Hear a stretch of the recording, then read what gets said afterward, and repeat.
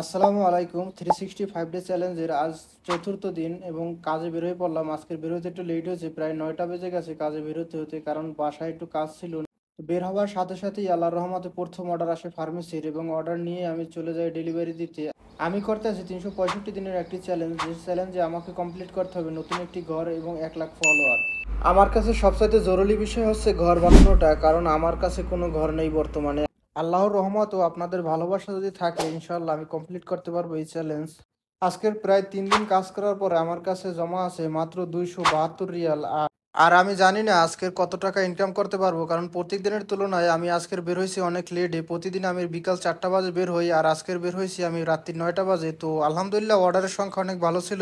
রাত্রি যখন 11টা বাজে তখন তাকাই দেখি আমার প্রায় 6টার বেশি তলব কমপ্লিট করা হয়ে গেছে। আল্লাহ জানে কেমনে কি হয়েছে, বুঝতে পারি না। কাজ অনেক ভালো ছিল আর অর্ডারও অনেক ছোট ছোট ছিল, এই কারণে প্রায় 2 ঘন্টার ভিতরে আমি 6টি অর্ডার কমপ্লিট করতে পারি আল্লাহর রহমতে। তো আজকের রাত্রির 12টা পর্যন্ত কাজ করার ইচ্ছা ছিল। 11টা বাজার পরে আরও 1 ঘন্টা শিফট আমি এক্সটেন্ড করি, এবং 1 ঘন্টা কাজ করে আমি প্রায় আরও একটি অর্ডার কমপ্লিট করতে পারি, এবং মোট অর্ডার হয় 60টি। তো আজকের ইনকাম হচ্ছে 97 রিয়াল। আজকের কোনো খরচা নাই, কারণ ফিউল ফুল ছিল এবং পানি গাড়িতে আগে থেকেই ছিল। আজকে 97 এবং কালকের 272, মোট 369 রিয়াল ইনকাম হয়েছে আমার। আমার জন্য দোয়া করবেন।